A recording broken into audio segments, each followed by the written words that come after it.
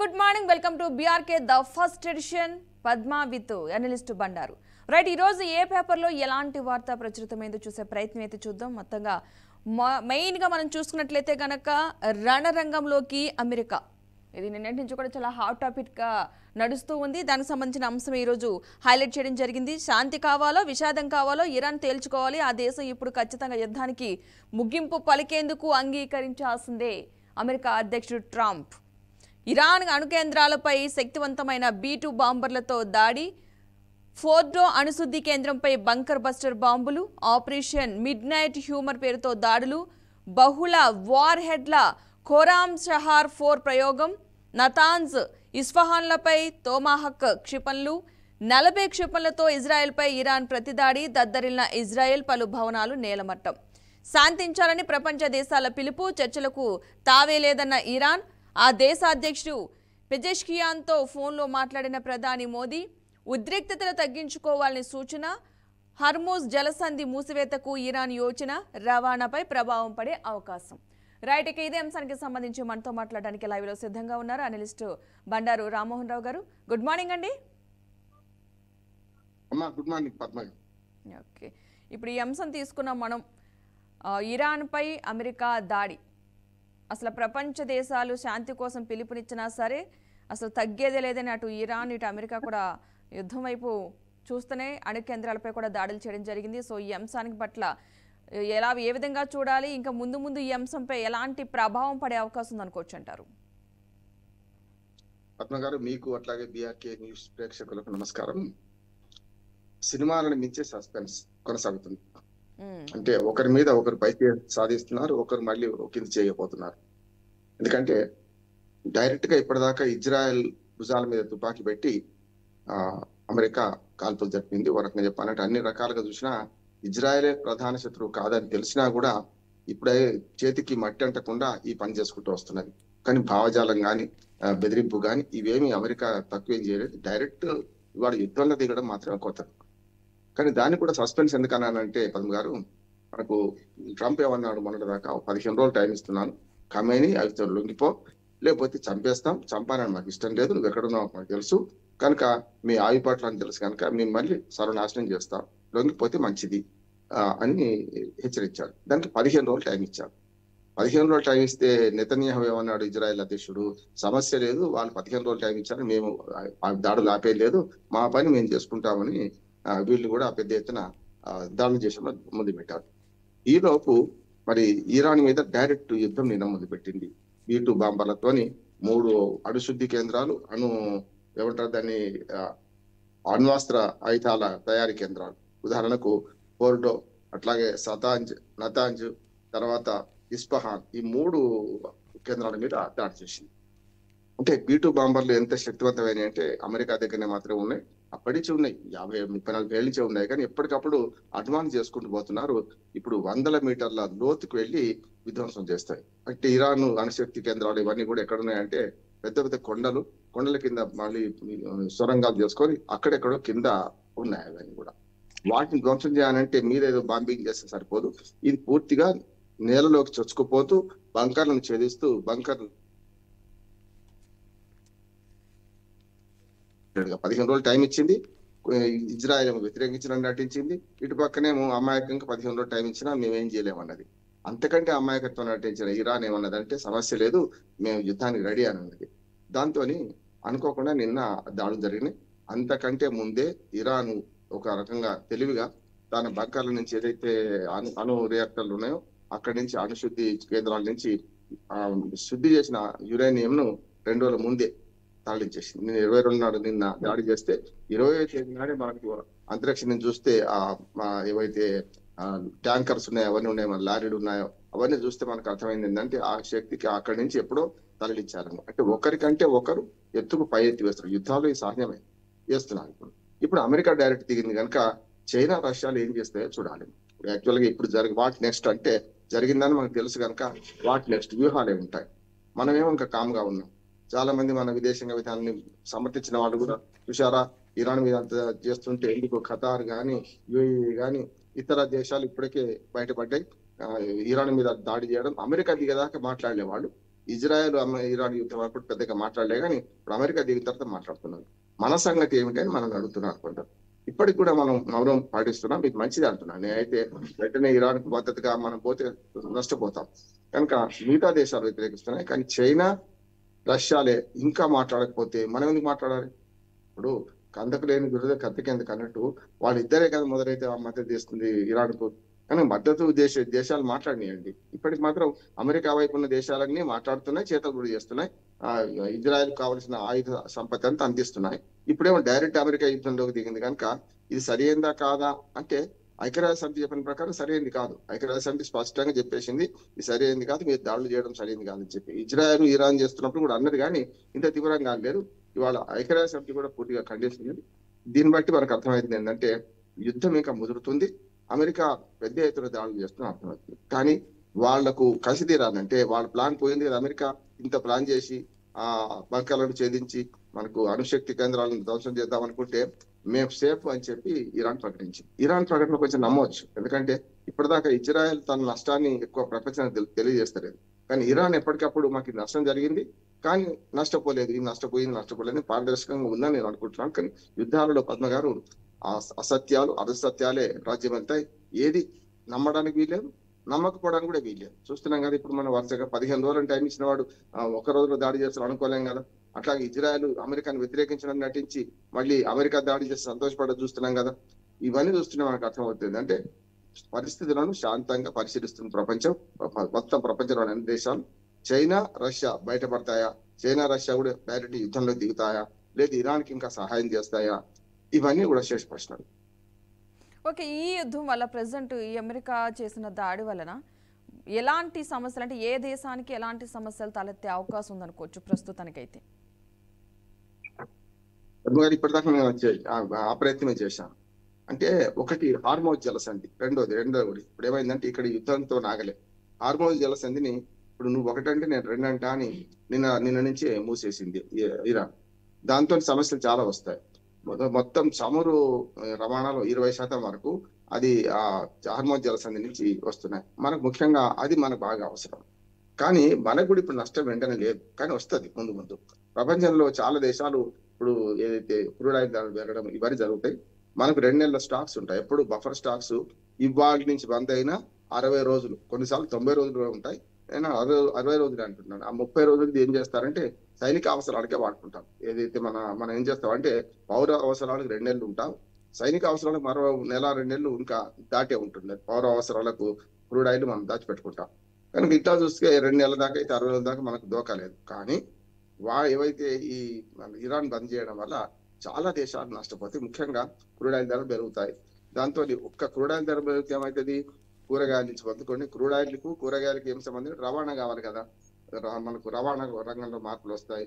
మనకు పౌర విమాన శాఖ ఇవన్నీ కూడా అంటే విమానాలకు అంటే పంపే ఇంధనం కూడా అదే కదా, దాని నుంచే కదా వచ్చేది మనకు రిఫైన్డ్ అది వస్తుంది అంటే మనకు పామ్ ఆయిల్ రిఫైన్ చేస్తే ఎట్లా ఉంటుందో సన్ఫ్లవర్ ఆయిల్ లాగా విమానాలు వాడే ఇంధనం కూడా మనకు సప్లై కావాల్సిందే. ఆ ఇంధనం నుంచి మనం రిఫైన్ చేసుకుంటాం. అట్లా చూసుకుంటే మనకు రవాణా రంగంలో మార్పు వస్తుంది. మనకు మన ఏదైతే మన దాంతో మిగతా అన్ని నిత్యావసర సరుకులు అన్ని ధరలు పెరుగుతాయి. పప్పులు, నూనె గింజలు అన్ని ధరలు పెరిగిపోతాయి. ఇవన్నీ ముందు జరిగేవి. కానీ ఈ 2 నెలల తర్వాత ఏం జరుగుతుంది అని ఊహించే ముందు ఈ 2 నెలల్లో జరిగే పరిణామాలు మాత్రం ఆర్థిక రాజకీయ సంక్షోభం రానుందని నేను అంటున్నాను. 2 ఉంటాయి. ఆర్థికంగానేమో ఇమ్మీడియట్ కనపడుతుంది.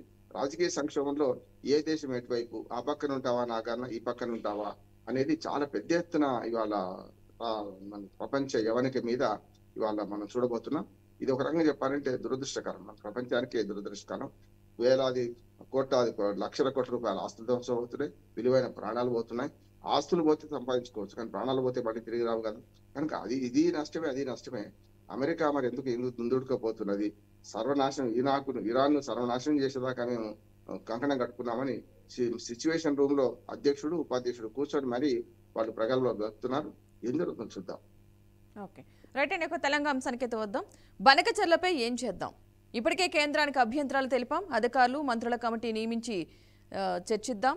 అదేవిధంగా ఆ తర్వాత ఇరు రాష్ట్రాల సీఎంల సమావేశం, ప్రభుత్వం యోచన, నేడు కేబినెట్ భేటీల చర్చ, స్థానిక ఎన్నికల నిర్వహణ, కోర్టు కేసులపైన, త్రిపుల దక్షిణ భాగం అలైన్మెంట్కు ఆమోదం, బాగలింగంపల్లి హౌసింగ్ బోర్డు భూములపై నిర్ణయం, రాష్ట్ర ఆర్థిక పరిస్థితి, పథకాలపై చర్చించే ఛాన్స్, రైతు భరోసా విజయోత్సవాల నిర్వహణకు నిర్ణయం, నేటి కేబినెట్ భేటీకి 3 కొత్త మంత్రులు. అదేవిధంగా గోదావరి నదిపై ఆంధ్రప్రదేశ్ ప్రభుత్వం ప్రతిపాదించిన గోదావరి బనకచెర్ల ప్రాజెక్టు విషయంలో రాష్ట్రం తరపున తీసుకోవాల్సిన చర్యలు, అవలంబించాల్సిన విధానాలపై తెలంగాణ ప్రభుత్వం కీలక నిర్ణయం తీసుకునుంది. ఇక ఇప్పటికే ఈ ప్రాజెక్టుకు అనుమతి ఇవ్వొద్దంటూ కేంద్రానికి విజ్ఞప్తి అయితే చేసింది. అసలు Banakacherla project pre feasibility report అయితే కేంద్రానికి ఇచ్చే ముందు ఏపీ సర్కార్ తెలంగాణతో చర్చించి ఉంటే ఈ వివాదమే ఉండేది కాదంటూ సీఎం రేవంత్ రెడ్డి ఇటీవల ఢిల్లీలో విలేకరులతో ఇష్టాగోష్ఠితో వ్యాఖ్యానించారు.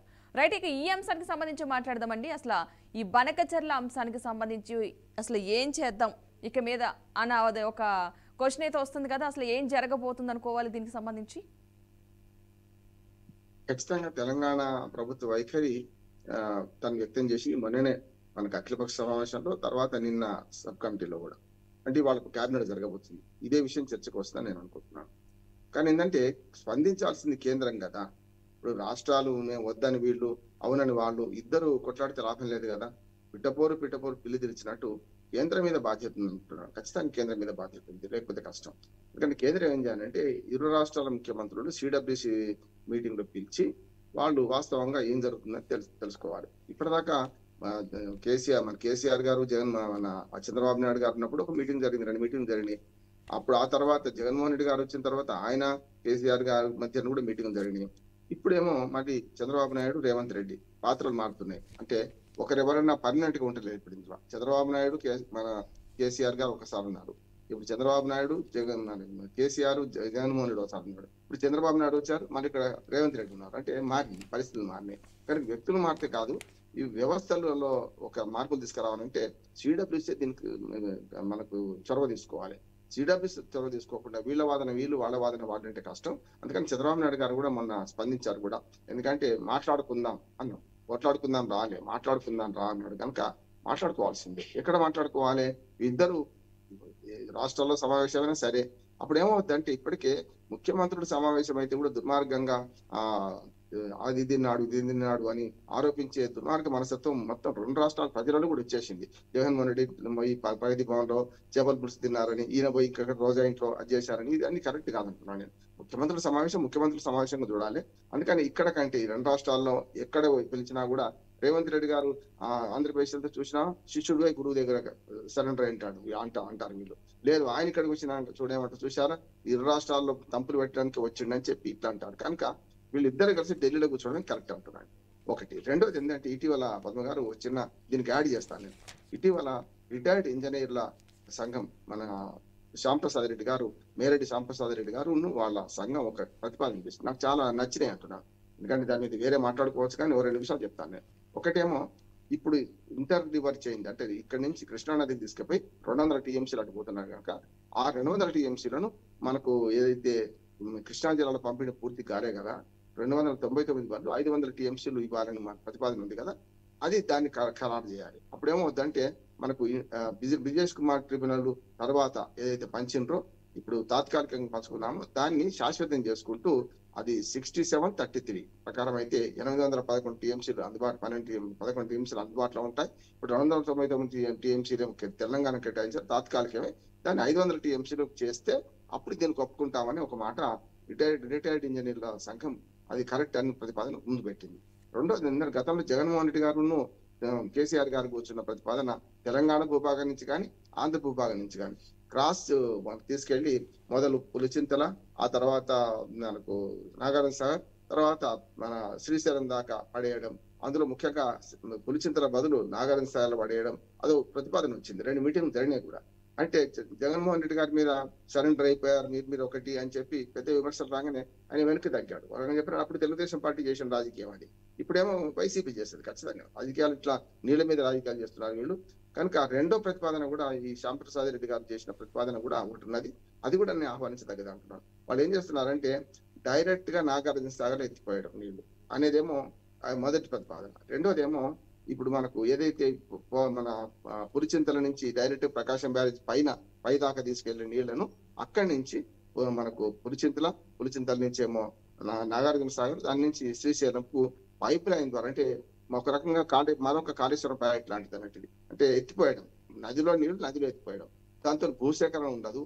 కేవలం పులిచింతల నుంచి ఇప్పటిదాకా ప్రకాశం బ్యారేజ్ పోతున్న నీళ్లు ఏవైతున్నాయో అంతవరకే ఒక పైపులే మన దాన్ని కాలువలు పెద్ద చేసుకుని ఉంటది. ఇప్పటికే 2 కాలువలు ఉన్నాయి, ఆ కాలువను పెద్ద చేస్తే అయిపోతుంది.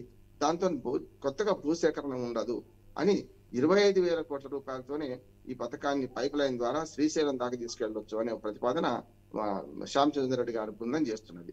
నేనేమంటున్నా అంటే వినదగుడు ఎవరు చెప్పినా కనుక ఎవరైనా ఏదైనా చెప్తే విని దాన్ని సానుకూలంగా స్పందించాలి తప్ప అటువైపు ఇటువైపు మొగ్గొద్దు అంటున్నాను. నేను ఒక మాట చెప్తున్నాను. అందుకని ఇప్పుడు ఈ 2 ప్రతిపాదనలు ఎందుకంటే ఏమంటున్నానంటే ఇది జీరో సమ్ గేమ్ కాదు. జీరో సమ్ గేమ్ అంటే నువ్వు ఓడిపోతే నేను గెలుస్తాను, నేను గెలిస్తే నువ్వు ఓడిపోతావు కాకుండా విన్ విన్ సొల్యూషన్, ఇద్దరు కూడా గెలిచే పరిస్థితి రావాలి. నా ఉద్దేశం అంటే తెలుగు జాతి మనది, నిండుగా వెలుగు జాతి మనది అని పాట అదే శ్రీనారాయణ రెడ్డి గారు వచ్చిన తర్వాత అదే పాట ఆయనే మళ్ళీ ఉద్యమం వచ్చిన తర్వాత ఏమన్నాడు, తెలుగు జాతి మనది, రెండుగా వెలుగు జాతి మనది అన్నాడు. కనుక ఇద్దరికి నీళ్లున్నాయి, నీళ్లు అని చెప్పి తీసుకెళ్తున్నాం. ఈ మధ్యన ఇద్దరికి సమన్వయం చేయాలంటే, దక్షిణ తెలంగాణ కూడా సమన్వయం చేయాలంటే, రాయలసీమకు సమన్వయం చేయాలంటే ఖచ్చితంగా ఈ 2 ప్రతిపాదనలు పరిశీలించాల్సిందిగా నేను ఈ ప్రభుత్వాన్ని కోరుతున్నా. ఇది మంచిది అంటున్నాను, ఆయన నాకు చుట్టంగా పక్కంగా. కానీ ఇద్దరి మధ్యన వివాదం సమస్య అంటే బనకచర్లకు ప్రత్యామ్నాయాలు ఆలోచించాల్సిన అవసరం ఉందని నేను.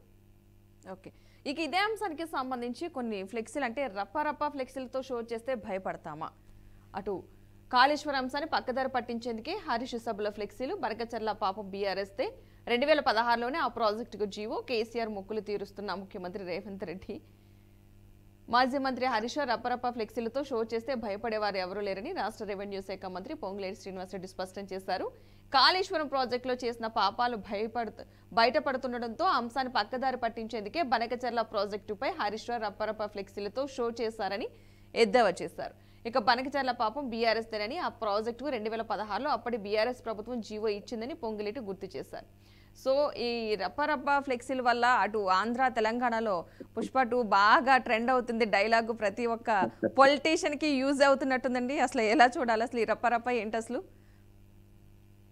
నిన్ననే మాట్లాడుకున్నాం కదా పద్మ గారు. ఏమంటున్నానంటే ఈ సినిమా ఇప్పుడు రిలీజ్ అయ్యింటే దానికి వేరే ప్రచారం అవసరం లేకపోతుంది. ప్రచార డబ్బులు చాలా లక్షల 1000 కోట్లు వచ్చేవి డబ్బులు.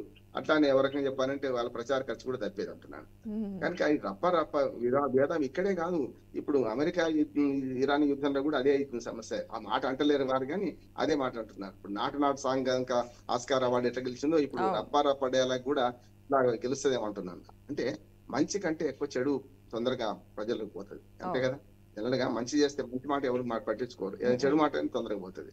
నేను మధ్యాహ్నం వీడియో చేశాను, బోసిడీకి అంటే ఏమిటి అని చేస్తే మొత్తం దాదాపు 4-5 వేల వీడియోలు ఉంటాయి. అందులో ఇదొక్కటే ఎక్కువ ట్రెండింగ్ అయింది. ఎందుకంటే బోసిడీకి అంటే మాట ఏమైనా మాట చెప్పిన అంతే అర్థం చెప్పిన.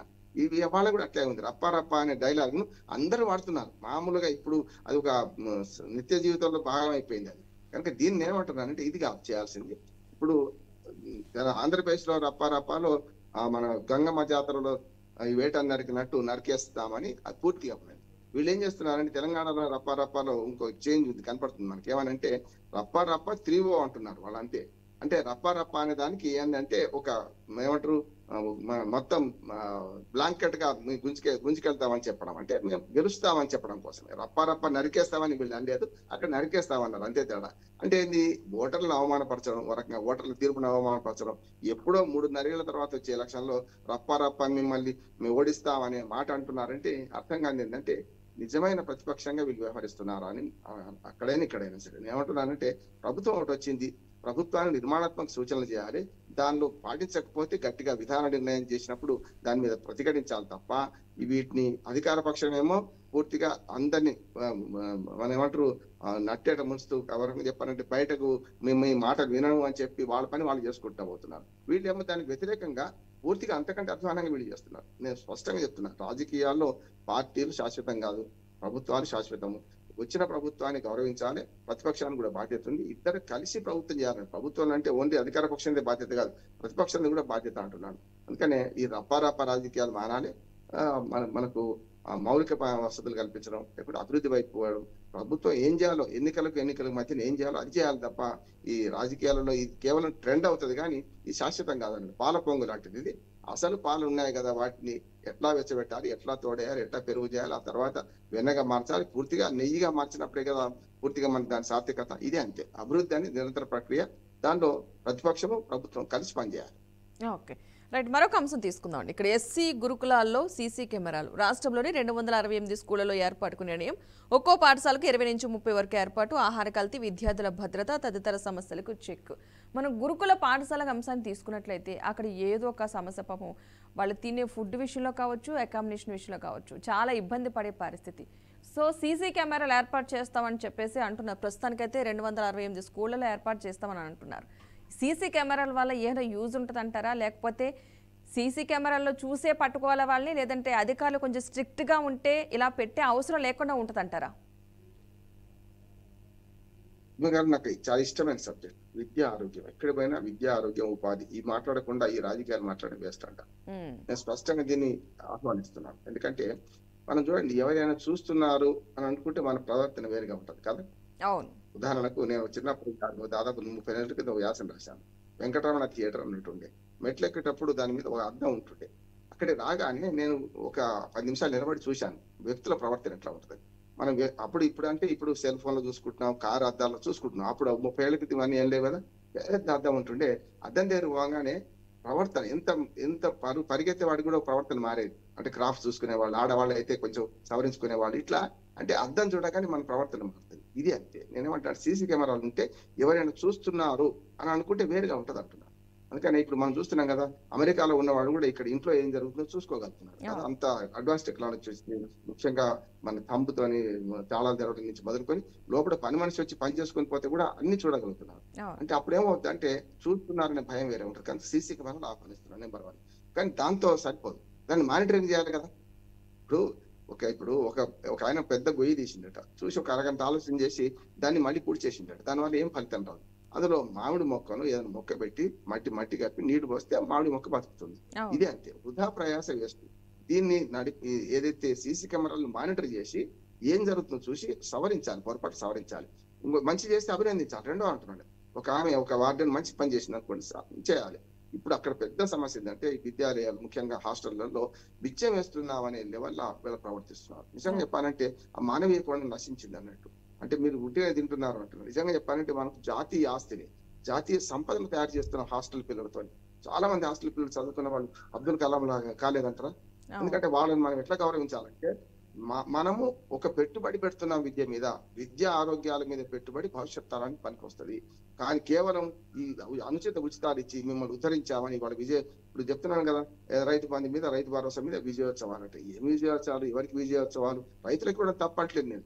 అంటే ఈ అనుచిత ఉచితాలు చాలా ఉన్నాయి. రైతు బంధు, రైతు భరోసా కరెక్ట్ అంటున్నాను. కానీ మిగతా అంశాలకు వస్తే చాలా స్కూటీలు ఇస్తా అని, ల్యాప్టాప్లు ఇస్తా అని కొందరికి అవసరమే కాదంటలేదు. కానీ ఇవన్నీ కూడా ఉచితాలు, ఇవి అనుచిత ఉచితాలు కొంచెం గీత గీయాలి. లేకపోతే నేను చెప్పి రామ్మోహన్ రావు ఉచితాలకు వ్యతిరేకం అనేవాడు కూడా ఉంటాడు. అట్లా కాదు, నేను ఉచితాలకు ఆరోగ్యము, విద్య విషయంలో ఎత్తించిన తప్పలేదు. కానీ మిగతా విషయాలలో, వ్యక్తిగత విషయాలలో వాడు సంపాదించుకోవాలి, అంతకన్నా ఏం లేదు. అందుకని ఇక్కడ వాళ్ళు తింటున్నారు అనే భావన తీసేసి వాళ్ళు మన సమాజానికి ఆస్తులుగా తయారవుతున్నారనే భావన ఉంటే సంక్షేమ హాస్టల్లో చాలా మార్పులు చేయాలి. నేను గతంలో నిధులు చేశాను, అక్కడ చాలా ఉన్న మార్పులు చేయకపోతే మాత్రం సంక్షేమ హాస్టల్ బాగుపడకపోతే ఈ ప్రభుత్వాలు ఉన్నా లేనట్టే లెక్క. Okay, right. ఇక మనం ఏపీ అంశానికి ఒకసారి వెళ్దాం. ఈ విజువల్ అసలు మొన్న జరిగిందైనా సరే కొంచెం లేట్గా వచ్చింది.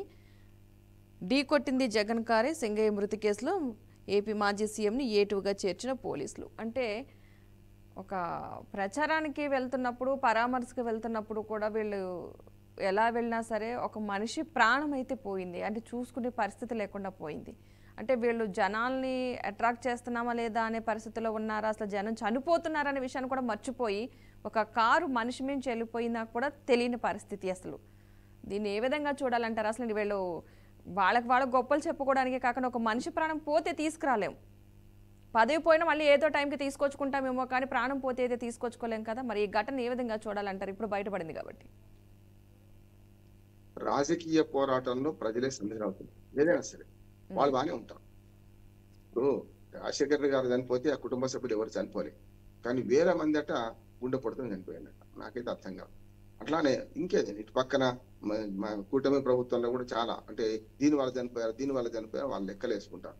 అంటే ప్రజల ప్రాణాన్ని వాళ్ళ అంటే ఇది శవ రాజకీయాలు చేస్తున్నారు. ఇవాళ నాగమల్లేశ్వరరావు అంటే ఆయన 1 సంవత్సరం కింద చనిపోయిండు. ఎందుకు చనిపోయిండు అంటే స్పష్టంగా కారణాలు కనపడుతున్నాయి.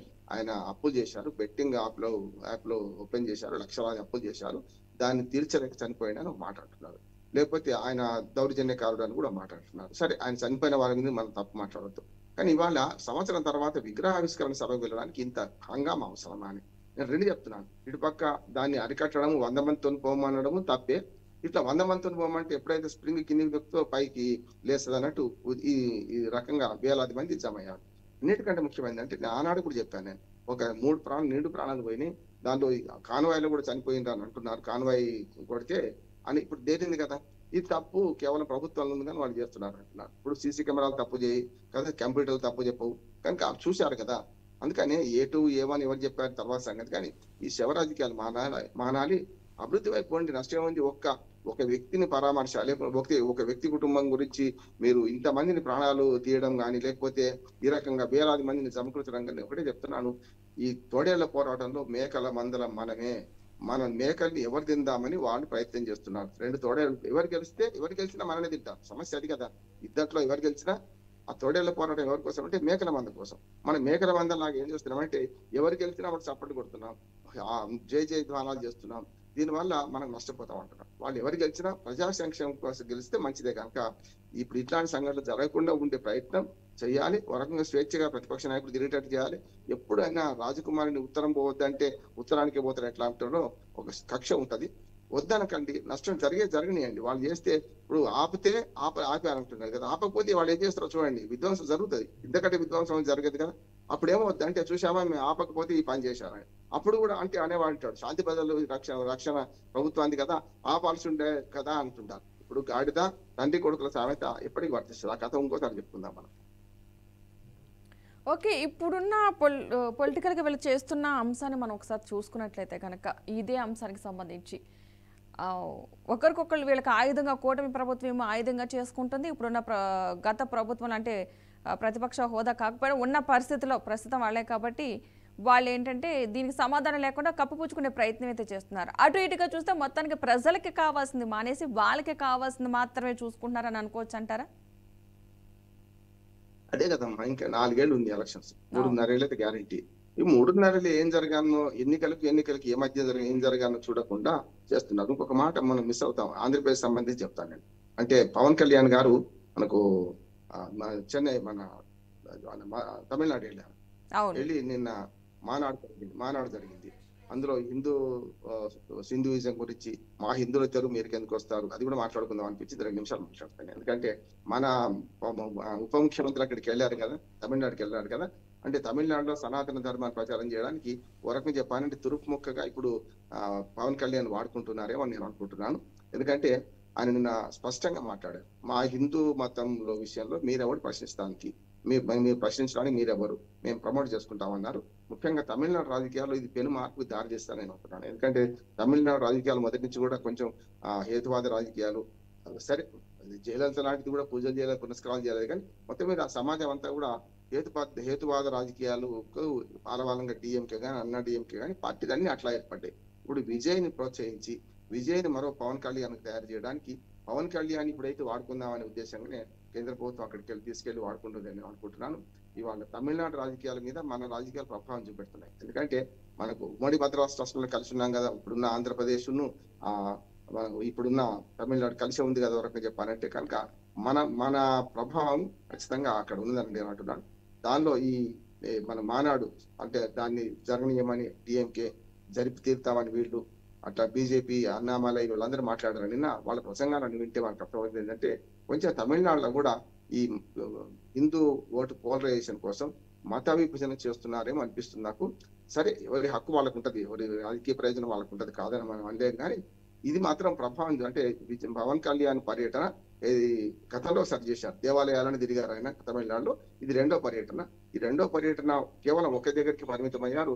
అంతమంది వేలాది మంది వస్తే కూడా తెలుగులో మాట్లాడారు. ఆయన తెలుగులో మాట్లాడుతూ కూడా విన్నారు. యాక్చువల్గా ఏంటంటే జనం తమిళనాడు వాళ్ళు మన తెలుగులో ఏదైనా ప్రశ్న అడుగుతూ సమాధానం చెప్పారు, అడ్రస్ అడిగినా సమాధానం చెప్పారు, నీచంగా చూస్తారు తెలుగును.